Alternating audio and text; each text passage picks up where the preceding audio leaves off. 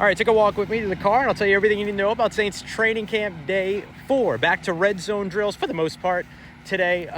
So it was a little bit of like short area kind of work, a little bit of early down and distance work as well, some third and shorts, things like that too. So a little bit more of an eclectic day maybe today than we've seen in the recent past. Again, a lot of work. Kellen Moore gets a lot of volume out of these practices. I had Spencer Rattler with like 23 reps, and then Tyler Shuck with 20 reps. And so it was just a lot of work all throughout the day.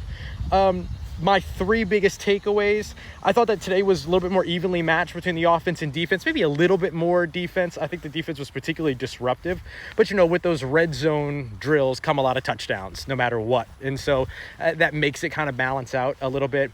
Takeaway number 2, going to the quarterbacks. I don't think any of them had a particularly much stronger day than the other. Tyler Shuck had 3.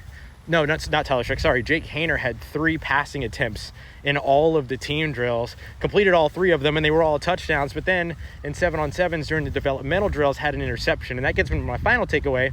I think the thing that makes this day a little bit more about the defense and the offense for me are 2 things. One, the pass rush. I thought Chase Young and Carl Anderson in particular, incredibly disruptive all throughout practice. And then number 2, 2 interceptions. Danny Stutsman skying up for an interception over the middle of the field against Spencer Rattler, and then Julian Blackmon getting up over the top of Chris Tyree for another interception, this time during the developmental 7-on-7s with Jake Haener. So I think that when you look at the takeaways, you look at the pressure, you look at how disruptive this defense was, I just kind of give the nod to the defense today, even though the offense wasn't particularly abysmal or bad or anything. It was just a stronger performance by the defense. So Saints will go into pads tomorrow as we come back out here for another morning practice, and we're going to see all the physicality kind of tick up at that point.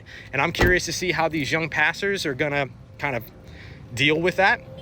And I'm curious to see if we can see that the disruption on the defensive side continues, or if that physicality lends itself a little bit more to the offensive line. So lots to learn tomorrow, and we'll be breaking all of this down and more on Locked On Saints. And of course, tomorrow we'll walk to the car.